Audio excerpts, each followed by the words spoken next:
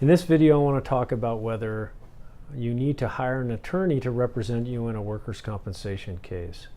I'm often asked, do I need an attorney? Can I do this on my own? What is an attorney going to do for me? And the answer is that you are not required to have an attorney in a workers' compensation case, and many people go through the system and attempt to represent themselves.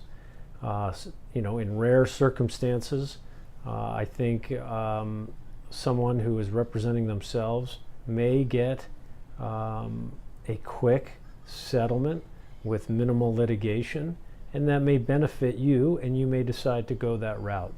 But if you want your rights to be protected in this very complicated system, then it's at least worth consulting with a workers' compensation attorney. There is no cost to meet with a workers' compensation attorney. You should be meeting with someone who specializes in workers' compensation law, not someone who practices all different areas of law. Workers' compensation is really difficult. It's difficult to stay on top of the latest cases and the latest law, and you should be meeting with someone who is an expert in this area of law. I recommend strongly that you meet with someone locally. Oftentimes, and I have taken on cases where people have called a local phone number only to be routed to a Southern California office, and they later find out that their case has been filed in Southern California, or it's been filed locally, but the attorney and the firm is down in Southern California. So you want to be able to ask the questions. Are you local? Are you an expert? Do you know the judges? What is your reputation with the judges locally? Because that makes a big difference when an attorney is going before the local judges and trying to make persuasive arguments on your behalf, that the attorney has some respect from the local judges and can make the difference. You should seek a firm where you're going to actually meet with the attorney that you're going to be represented by. Most firms, and our firm does as well, has a paralegal that's an expert in taking intakes with the consultation of the attorney. And that is a normal process to be have the initial contact through a paralegal, but you should insist that your intake be reviewed by the attorney in the firm, and when you go to meet and potentially sign paperwork seeking representation, that the attorney who is going to handle your case is the one that meets with you, discusses the issues, can give you advice potentially on other benefits that you can obtain outside the workers' compensation system. You should make sure that the attorney is going to be available to you, and that you'll be able to have at least phone calls, if not face-to-face meetings, if you request them. Now, most workers' compensation firms, the attorneys are very busy, they're in court, they're going to depositions, and an attorney is not going to be available to you at any time.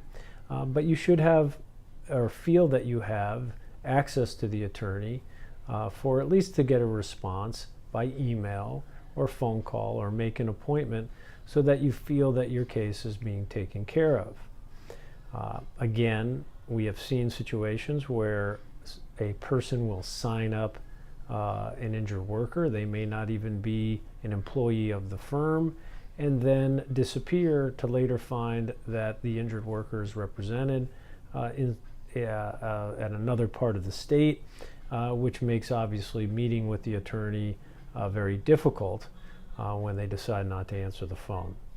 That's something you should check with the firm when you sign up with the firm, or before you do, so that you have a clear indication of whether the attorney will be accessible. I strongly recommend that you do some research on the attorney. Look at the reviews. Are there reviews in Avvo, which is a review site for attorneys? Are there reviews on Yelp? And you have to take those reviews with a grain of salt, in that obviously there are going to be situations like you see in your favorite restaurant. A review might have a person where they just had some type of a bad experience, but you get a general overall feel for the firm that you may be signing up with by looking at the general reviews and getting a sense about the attorney and their accessibility and the results that they've obtained.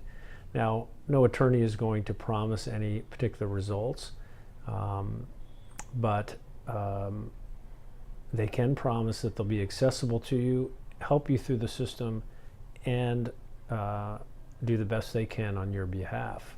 Now, another important area in which to address with an attorney you're thinking of hiring is to ask them whether they continue to represent you even if you decide to reach a stipulated award settlement or a case that goes to trial where you have a right to lifetime medical care. And I'm going to refer you to the other videos in the FAQ section of our website at www.bpgcomp.com for some discussions about some of those other issues. But we, in our firm, will continue to represent our clients after the case has been settled if they have a continued right to medical care. You will find, and again, I'll have some other videos on treatment issues, but that even after you settle your case, there is no real change in the process for obtaining treatment. You will still go to the workers' compensation doctors, assuming you're still in the medical provider network. They will still put in requests for authorization requests. It'll still go through utilization review, and you will still need assistance in applying for independent medical review appeals. We would continue to do that, and we would expect that any firm that you would hire would continue to represent you and not just cut you loose once the stipulated award or trial has occurred. Now, speak to the attorney about fees. Fees are not set in statute, though there's a standard range for which fees are obtained. These fees are paid from the settlement, and so if you do not reach an award, either by settlement or by trial, then the attorney would not obtain a fee. You will never have to pay up front. You will never pay out of pocket. So the standard fee in our area of Oakland is 15%. That's 1.5.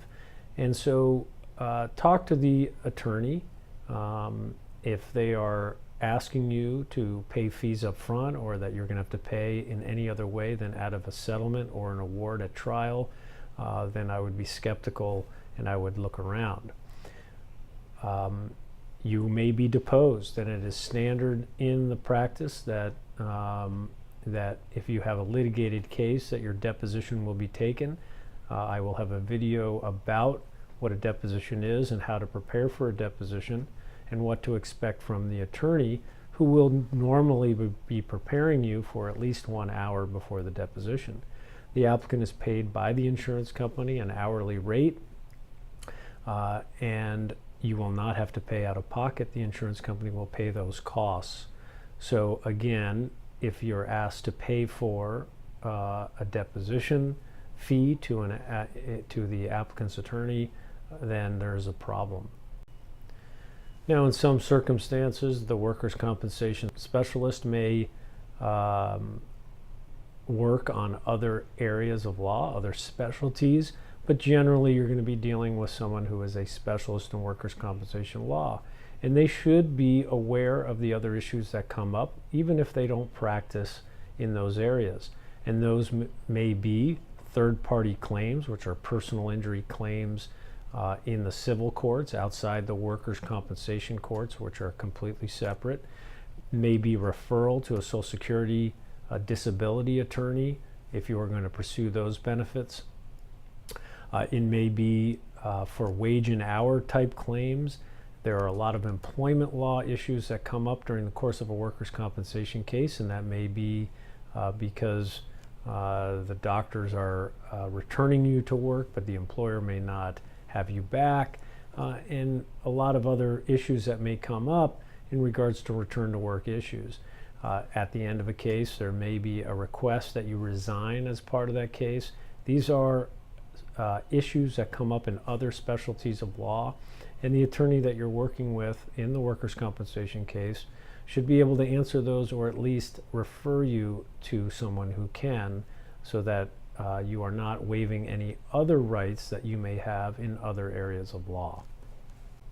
So in summary, I would say do your research, look for a specialist, look for someone who's going to be available to you at least on a reasonable basis, and someone who is local. Someone has a good relationship with the judges at the local court and is going to be able to represent you in the best way possible.